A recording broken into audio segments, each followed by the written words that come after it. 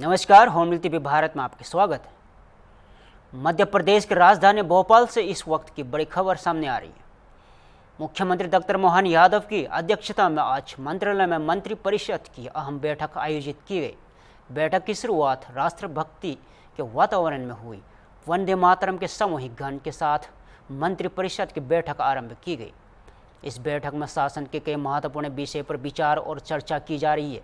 सूत्र के अनुसार इसमें प्रदेश के विकास योजनाओं की प्रगति और प्रशासनिक फैसलों से जुड़े अहम मुद्दों पर निर्णय लिए जा सकते हैं।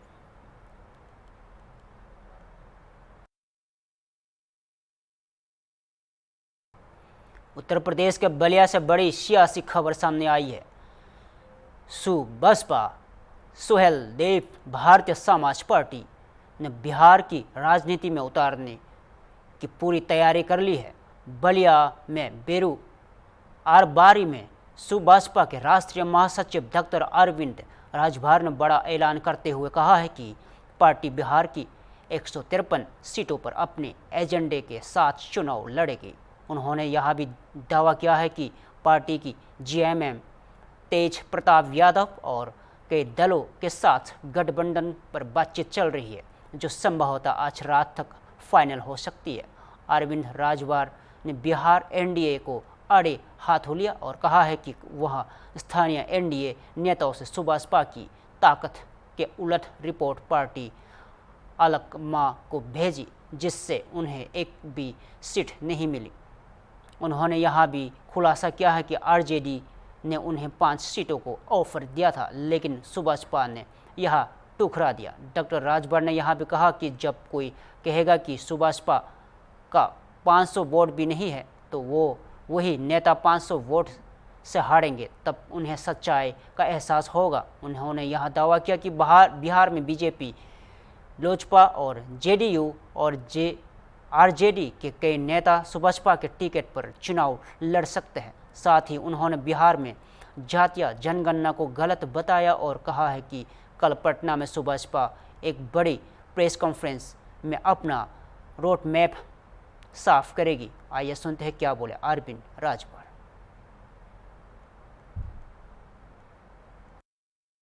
आज आप पटना जा रहे हैं और लखनऊ भी जाएंगे, लखनऊ से पटना जाएंगे, एक बड़ा ऐलान करने जा रहे हैं, क्या होगा वो ऐलान? देखिए, सुहेल देव भारतीय समाज पार्टी लगभग 19 साल से बिहार में अपने संगठन को बढ़ा रही है। कार्यक्रम, सभा, जनसभा, रैली करके अपना शक्ति प्रदर्शन करती रही है।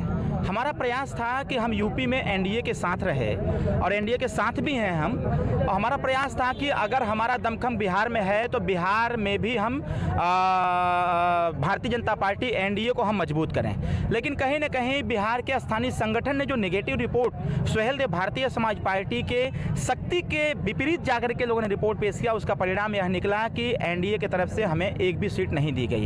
हम बहुत पहले से भी कह भी रहे थे और लगभग 1 मई 2025 को हमने माननीय गृहमंत्री जी को भी बता दिया था और उसी दिन हमने माननीय राष्ट्रीय अध्यक्ष जी को भी बता दिया था। और उसके बाद 5 मई 2025 को हम बिहार में संगठन की बैठक करके और बीजेपी के बड़े नेताओं से मिलकर के यह बता दिया था हमने कि अगर आगे एनडीए से हमारा गठबंधन तय हो जाता है तो हम साथ में मिलकर लड़ेंगे, अगर गठबंधन तय नहीं होता है बिहार में तो हम अकेले अपने दम पर चुनाव लड़ेंगे। अभी मैं प्रतीक्षा कर रहा था कि बात हमारी बन जाए। कल तक हमने प्रतीक्षा किया, मैं भी परसों नरसों भी पटना में था।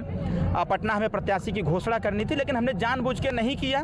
बस मैंने आवश्यक बताया कि मैं इतने प्रत्याशियों का लिस्ट जारी करूंगा, लेकिन मैं पहले अपने तरफ से कोई गलती मैं नहीं चाहता था। इसीलिए हमने एनडीए के शीर्ष नेतृत्व का इंतजार किया। जब रिस्पांस नहीं मिला तो हमने यह तय किया कि सुहेल देव भारतीय समाज पार्टी 153 सीटों पर चुनाव लड़ेगी। क्या किसी के साथ गठबंधन भी होगा? आपने देखिए, कल से ही प्रयासरत लोग हैं कि जब उनको यह पता चला कि बसपा मजबूत पार्टी बिहार में है और एनडीए के साथ नहीं गए, तो हमको आरजेडी के लोगों ने भी संपर्क किया था। उन्होंने कहा कि आप 5 सीट ले लीजिए, हमारे साथ मिलकर के चुनाव लड़िए, लेकिन हमने उनके प्रस्ताव को ठुकरा दिया।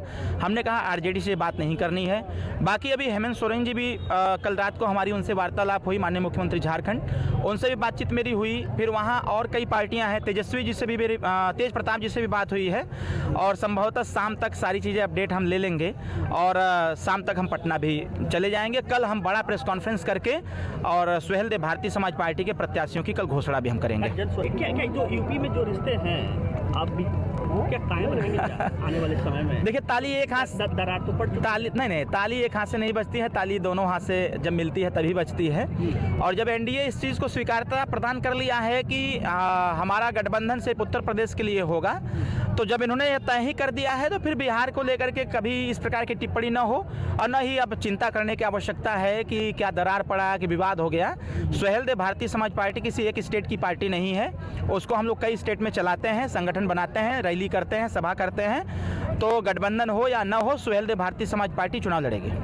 जीते चाहे ना जीते, हरा तो जाएंगे ना, हरा तो देंगे ना। वो तो सत्य बात है, चुनावी मैदान में कोई उतरता है तो या तो जीतता है या तो हारता है। अगर हारने की इतनी चिंता रहती तो जरूर हमको एडजस्ट किया गया होता। किसी को हराएंगे ना सर? जरूर चुनाव मैदान में उतरेंगे। जो लोग कह रहे हैं कि हमारा 500 वोट भी नहीं है, जब हमारा प्रत्याशी चुनाव लड़ेगा और जब लोग 500 से हारेंगे तब उनको समझ में आएगा कि 500 का क्या महत्व होता है। कितनी सीटों पर बीजेपी कितनी सीटें हारेंगे? देखिए, वो लोग हारे या जीते, मेरी वजह से जीत भी सकते हैं, मेरी वजह से हार भी सकते हैं, वो दोनों विषय है। सर कौन जीतेगा कौन हारेगा?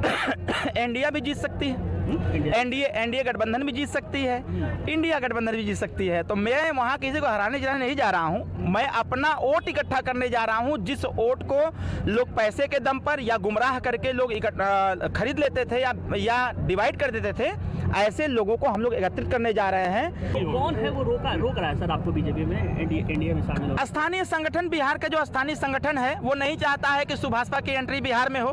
तीन स्थानीय नेतृत्व के आगे केंद्र नेतृत्व क्यों मजबूर हो गया? उनके सर्वे भी होते हैं, सर्वे में हो सकता है, जैसे जातिगत जनगणना नीतीश जी और तेजस्वी जी मिलकर के करने का काम किए थे, जिसमें हमारी संख्या को शून्य बता दिया था। जबकि अगर मेरे पास डेटा पूरा है, एक सीट पर 30-30 हज़ार 40 हज़ार पोलिंग मतदाता है, उस वोट की कोई गिनती नहीं है, तो कोई बात नहीं है। जब वो वोट नहीं है तो उस पर उनका ध्यान नहीं है, हमारा ध्यान है उस पर। हम चुनाव लड़ेंगे, जब वोट हम अर्जित करेंगे तो बाद में सबको पता चलेगा। फर्जी मत लोग चाहते हैं कि सामाजिक न्याय समिति की रिपोर्ट लागू हो, रोहिणी आयोग की रिपोर्ट लागू हो, और लागू होने से पहले जातिगत जनगणना हो जाए, जिससे कि जिसकी जितनी संख्या बारी उसकी उतनी भागीदारी निर्धारित हो, ताकि आने वाले बिहार में तो हुआ है जनगणना, सही से नहीं हुआ है। इसलिए तो हम लोगों ने कहा है कि रोहिणी आयोग की रिपोर्ट लागू किया जाए, जातिगत जनगणना हो। आप गठबंधन अभी तो नीतीश जी से मैं खुद बातचीत किया हूँ, बातचीत करके उन्होंने कहा कि नहीं, आपकी स्थिति बहुत मजबूत है, हम लोग प्रयास करेंगे कि आप हमारे साथ रहें। प्रयास उन लोगों ने किया, प्रयास में असफलता मिली तो उसमें हम क्या कर सकते हैं? नीतीश कुमार से बात हुई है? और का फोटो दिखाएं का? नहीं। उत्तर प्रदेश के बलिया से एक और तीखी सियासी प्रतिक्रिया सामने आई है। सपा के गद्दावर नेता और पूर्व मंत्री आजम खान की वाई श्रेणी सुरक्षा बहाल किए जाने के फैसले पर बलिया से सपा सांसद सनातन पांडे भड़क उठे। उन्होंने सवाल उठाया, आजम खान को सुरक्षा की क्या ज़रूरत है। यहाँ तक कहा कि सपा प्रमुख अखिलेश यादव को भी सुरक्षा की ज़रूरत नहीं है। सनातन पांडे ने कहा है कि जैसे प्रधानमंत्री और मुख्यमंत्री ने लाल भट्टी कल्चर को ख़त्म किया, उसी तरह अगर वे सच में कोई नई संस्कृति की बात करते हैं तो अपनी सुरक्षा हटाकर दिखिए। सपा सांसद का कहना है कि देश के किसी भी नेता, प्रधानमंत्री, मुख्यमंत्री, संसद या विधायक को सुरक्षा की कोई ज़रूरत नहीं होनी चाहिए। उनकी यह बयानबाजी में राजनीतिक हलचलों में हलचल मची दी है। आइए सुनते हैं क्या बोले सपा सांसद सनातन पांडे ने। खान साहब को भी सर वाई श्रेणी की सुरक्षा, जो पहले की जो सुरक्षा थी वो आज उनको बेहाल कर दी गई है, वो सुरक्षा वाई श्रेणी की सुरक्षा दे दी गई है। आप देखिए, इसके विषय में भी मैं नहीं जानता हूँ। अब तक ये आरोप लगता रहा कि बीजेपी की सरकार उनको प्रताड़ित कर रही है, जबरन गर्मी में फंसा रही है, आप लोग ही कहते आए थे, और आज उनकी सुरक्षा जो है वो बहाल कर दी गई है सर। मैं इसमें कुछ नहीं कर सकता। ये बीजेपी की सरकार है। बीजेपी की सरकार तो प्रदेश को जीरो टॉलरेंस की बात करती है। अगर प्रदेश के मुख्यमंत्री ईमानदार हो, चरित्रवान हो और भारतीय संस्कृति को मानने वाले हैं, भारत के संविधान को मानने वाले हैं, तो अपराध शून्य उत्तर प्रदेश में जो है टॉप 10 क्या कहते हैं, टॉप 10 हिस्ट्री सीटर जी उनकी सूची जारी कर दें।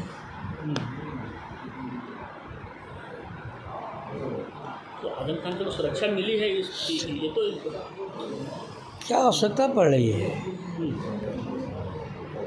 हम तो कहते हैं कि देश में चाहे देश की अगर राजनीति जनता के द्वारा की जाती है और हम जनता के सेवक हैं और हम सेवा के भाव से राजनीति करते दिन चलने काम करते हैं, हमारे क्षेत्र में तो किसी भी नेता को सुरक्षा नहीं प्रदान होनी चाहिए, नहीं होनी चाहिए। ना वो प्रधानमंत्री। नो मुख्यमंत्री। अगर जनता का सेवक है तो जनता के बीच रहेगा। लखनऊ से बड़ी राजनीतिक खबर। चुनाव आयोग के निर्देशों के तहत मतदाता की पहचान सुनिश्चित करने के लिए बुरखा हटवाने को लेकर समाजवादी पार्टी ने आपत्ति जताई है। सपा का कहना है कि यह धार्मिक स्वतंत्रता पर दखल है, लेकिन बसपा ने इस पर सख्त प्रतिक्रिया दी है। बसपा प्रवक्ता राकेश त्रिपाठी ने सपा पर निशाना साधते हुए कहा है कि समाजवादी पार्टी महजबानी दृष्टिकोण की राजनीति कर रही है। उन्होंने कहा है कि चुनाव की पारदर्शिता और सुनिश्चितता के लिए हर मतदाता की पहचान सुनिश्चित होना बेहद जरूरी है। यह भी आरोप लगाया है कि सपा बुरखे और पर्दे के पीछे फर्जीवाड़ा करना चाहती है। देखना होगा कि चुनाव आयोग इस विवाद पर क्या रुख अपनाता है।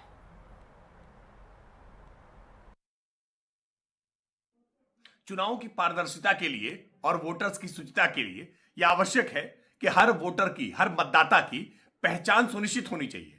अगर पर्दा नसी महिलाएं हैं, बुर्का नसी महिलाएं हैं, तो अगर उनका बुर्का या पर्दा हटा करके उनकी पहचान सुनिश्चित की जाए तो इस बात में समाजवादी पार्टी को आपत्ति क्या है? समाजवादी पार्टी क्या पर्दे और बुर्के की आड़ में फर्जी वोटिंग कराने की पक्षधर है? आखिरकार इन्हें पारदर्शी व्यवस्थाओं से डर क्यों लगता है? मजहबी वोट बैंक के तुष्टीकरण के लिए फर्जीवाड़ा करना चाहते हैं। उत्तर प्रदेश में चुनावी माहौल के बीच एक नया विवाद खड़ा हो गया है। समाजवादी पार्टी ने चुनाव आयोग द्वारा प्रदर्शनी महिलाओं की जांच को लेकर जारी आदेश पर आपत्ति जताई है। चुनाव आयोग ने निर्देश दिया है कि बुर्का और पर्दा अपनी महिलाओं की पहचान की जांच आंगनवाड़ी कार्यकर्ताओं से करवाई जाए। इस पर सपा ने नाराजगी जताते हुए इससे धर्म विशेष को निशाना बनाने वाला कदम बताया। सपा प्रदेश अध्यक्ष श्यामलाल पाल ने इस मुद्दे पर मुख्य चुनाव आयुक्त को ज्ञापन सौंपा है और आदेश को तत्काल वापस लेने की मांग की है। सपा का कहना है कि अगर जांच करनी है तो सभी मतदाताओं की होनी चाहिए। केवल एक वर्ग को निशाना बनाना भारत निर्वाचन आयोग के नियमों के खिलाफ है। देखना होगा कि अब चुनाव आयोग इस मांग पर क्या रुख अपनाता है।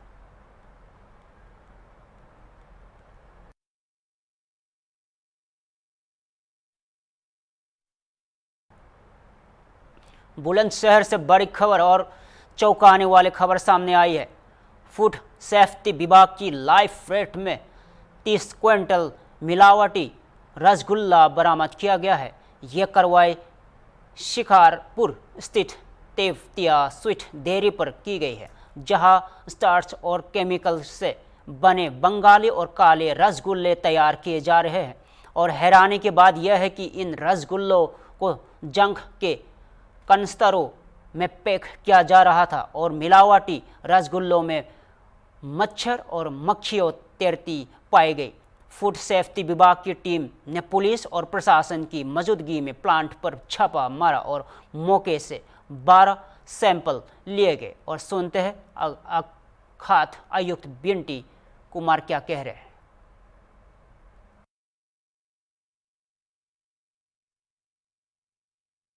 सर, एक रसगुल्ला फैक्ट्री में छापेमारी गई है, किस तरह का माल पकड़ा? देखिए, यहाँ ये रसगुल्ला बनाने की फैक्ट्री थी और इसमें 25 कुंटल के आसपास का कुल रसगुल्ला मिला है। बेसिकली यहाँ पर सफ़ेद रसगुल्ला बनाने का काम होता है, साथ में कुछ मात्रा में जो काला रसगुल्ला है वो भी तैयार किया जा रहा है। यहाँ जो मेन चीज़ है, जो रसगुल्ला बनाने के लिए दूध इन्होंने मंगाया है, उसमें से क्रीम निकालते हैं। क्रीम भी काफ़ी मिली है यहाँ पर, और उसके बाद उसमें स्टार्च पाउडर का यूज करके वो रसगुल्ला बना रहे हैं। साथ में जो उसके बनाने के बाद जो स्टॉक किया हुआ है, जो टिन है वो बहुत पुराने हैं, कबाड़ टाइप के टिन है, वो जंग खा चुके हैं सारे टिन। उसमें उनकी पैकिंग की गई है इनके द्वारा। और साथ जितने आर्टिकल हैं इनके पास खोया है, जैसे काला रसगुल्ला, सफ़ेद है, स्टार्च है, इन सब के हम लोगों ने सैंपल लिए हैं। सर, कहीं ना कहीं जहर परोसा जा रहा है। देखिए, अभी इसको मौके से जहर कहना एकदम सही नहीं होगा, क्योंकि ये सब लैब रिपोर्ट के बाद साबित हो पाएगा। लेकिन जो गंदगी है, गंदगी देखते हुए ये कहीं ना कहीं सेहत के लिए इतना अच्छा भी नहीं है। सर, ये इन पर दुकान का लाइसेंस और इतनी बड़ी मात्रा में ये धूप का काम है। हाँ, अभी इसकी भी हम जांच कर रहे हैं। इनसे भी लाइसेंस मांगा जा रहा था, अभी तक तो ये दिखाई नहीं पा रहे थे। अब इन्होंने कोई लाइसेंस दिखाया है जो रिटेल शॉप के लिए लाइसेंस है, और मैन्युफैक्चरिंग का लाइसेंस नहीं है ये भी। सर क्या कार्रवाई होगी? देखिए, इसमें इनके खिलाफ मुकदमा दायर किया जाएगा फूड सेफ्टी एक्ट में, और अगर ये प्रॉपर तरीके से लाइसेंस लेके और साफ सफाई से अगर काम करेंगे तभी काम करने दिया जाएगा। लखनऊ के चारबाग रेलवे स्टेशन से एक सनसनीखेज मामला सामने आया है। जीआरपी पुलिस ने एक अंतर्राज्यीय बच्चा चोर गिरोह का पर्दाफाश करते हुए 3 लोगों को गिरफ्तार किया है, जिनमें 2 महिलाएं और 1 पुरुष शामिल है। पुलिस के मुताबिक गिरोह ने चारबाग स्टेशन पर एक 6 साल की मासूम बच्ची का अपहरण किया और उससे मुंबई में बेचने की साजिश रची थी। बच्ची बिहार की रहने वाली महिला के साथ स्टेशन पर मौजूद थी। तभी गिरोह सदस्यों ने महिला को बहला फुसलाकर बच्ची को अगवा कर लिया और जीआरपी पुलिस ने आलमबाग इलाके से आरोपियों को गिरफ्तार किया और मामले की गहन जांच जारी है। आइए सुनते हैं इस पूरे मामले पर जीआरपी के एसपी क्या कह रहे हैं।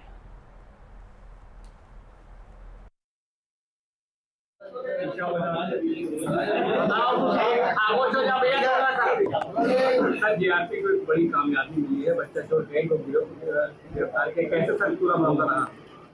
हाँ, ये परसों यानी 12 तारीख की शाम को नियार रेलवे स्टेशन पर एक महिला जो कि बिहार से आके रुकी हुई थी अपने घर वालों से नाराज़ होकर, उसके साथ उसकी 2 बच्चियां भी थी, तो उसका एक वहीं पर युवक से संपर्क हुआ और उसके साथ भी एक बच्ची थी और उस युवक ने उस महिला से परिचय बढ़ा लिया और जब वो महिला कुछ सामान लेने दुकान पर गई थी तो उसकी बच्ची को बहला फुसला कर वो लेकर चला गया और उस पर उस महिला ने एक नंबर दिया कि इस नंबर से बात हुई थी, लेकिन वो नंबर बंद चल रहा था। तो हमारी 3 टीमें इसमें लगी सर्विलांस टीम के साथ साथ, और सीसीटीवी करीब 250 सीसीटीवी इसमें देखे गए और फिर एक नंबर और हमें उसी सीडीआर के माध्यम से प्राप्त किया उसके नंबर से और उसमें तलाश किया गया तो हमें फाइनली उसकी लोकेशन देर रात में झांसी के पास मिली थी और फिर टीम हमारी लगी रही और टीम ने लास्ट में उसको गिरफ्तार किया और बरामद किया। बच्ची को बरामद करके लाया गया है और पूछताछ में उस आदमी से 2 महिलाओं का और नाम आया जो रैकी वगैरह करती हैं, उनको भी गिरफ्तार कर लिया गया है। और ये किस उद्देश्य से ले जा रहे थे और वहाँ जैसा कि उसने बताया मुंबई जा रहा था, तो मुंबई क्यों जा रहा था और क्या कर रहा था, उस पर विस्तृत गहन छानबीन और विवेचना अभी प्रचलित है। ये गिरोह कितना बड़ा है और कहाँ से इनकी गिरफ्तारी की गई है? गिरफ्तारी यहाँ आलमबाग के पास आए थे, मवैया के पास से की गई है और इसमें अभी हम छानबीन कर रहे हैं क्योंकि 2 महिला हमें बाद में हमने पकड़ा और वो लड़का जो लड़की को बच्ची को लेकर गया था वो गिरफ्तार हो गया था, तो अभी उस महिलाओं से पूछताछ जानकारी की जा रही है। ये लड़का और ये महिलाएं कहाँ की रहने वाली हैं?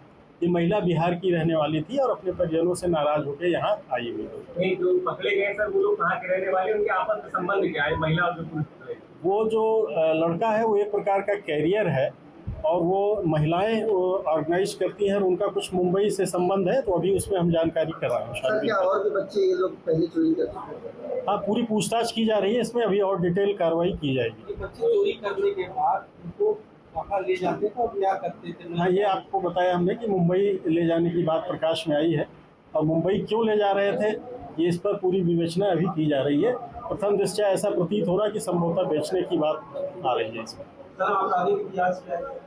आपराधिक इतिहास जो युवक है उस पर 2 अभियोग और दर्ज हैं पहले से। कहाँ के रहने वाला है? युवक कहाँ का रहने वाले, ये महिला कहाँ की रहने वाली जो पकड़ी गई? महिला बिहार की रहने वाली है। जो पकड़ी गई है, पकड़ी गई, ये जो महिलाएं पकड़ी गई हैं ये बलरामपुर डिस्ट्रिक्ट की हैं, 2 महिलाएं हैं इसमें और जो युवक है वो डिस्ट्रिक्ट के कहाँ का है? बिहार का है वो भी, सॉरी बिहार का ही रहने वाला है। नहीं, वो कोई रिलेशन उनका आपस में नहीं है, बस परिचय है। अभियुक्त का नाम आमिर है और महिलाएं जो हैं वो बलरामपुर की रहने वाली। अभी तक जांच में सर क्या लगा है? क्या ये गिरोह बनाकर ऐसी लड़कियों को, महिलाओं को ले जाते थे, उनसे कहीं अनैतिक कार्य होता था? क्या कोई ऐसा नेटवर्क अभी तक की जो जांच है उससे ये प्रतीत हो रहा है कि ये सब मिलके 3 लोग और इसमें और लोग भी हो सकते हैं, मिलके एक गैंग के रूप में काम कर रहे हैं। ऑर्गेनाइज्ड क्राइम पर नकेल कसने के लिए रेलवे पुलिस द्वारा क्या कुछ प्रिवेंटिव मेजर्स लें? हाँ, इसमें एक तो हम लोग लगातार जागरूक करते रहते हैं लोगों को, दूसरा सभी स्टेशंस पर लगातार पेट्रोलिंग रहती है। ये देखा जाता है कि इस तरह की बच्चियां या कोई महिला आके रुकी हुई हो और जिसके साथ कोई मेल नहीं है तो वो क्यों रुकी है और क्या उसकी समस्या है, उसको हम लोग लगातार चेकिंग और पेट्रोलिंग करके दूर करते भी रहते हैं और मदद भी करते हैं। ये लोग यूपी में सक्रिय है कि साथ में लोग और भी कनेक्टिंग है कि और अलग राज्यों में चल रहे हैं? अब ये अभी स्पष्ट रूप से नहीं कहा जा सकता, अभी छानबीन इसमें चल रही है। सर अच्छा, ये जो अमित था अमित, वो झांसी में आ गया और जो महिला वो आलमबाग की मौलिया थी नहीं, ये सभी यहाँ मवैया के पास पकड़े गए हैं, महिलाएं अलग से पकड़ी गई हैं बाद में। पहले जब उसको हम पकड़ लिया हम लोगों ने तो उससे पूछताछ की, जानकारी मिली, तब वो महिलाएं पकड़ी। नहीं तो फिर यहाँ पर जब वो आया और उन महिलाओं के संपर्क करने आया हुआ था कुछ अपना। ठीक है सर, थैंक यू। फिलहाल के लिए इतना ही। ऐसा ही ताज़ा खबरों के लिए देखते रहे हम टीवी भारत।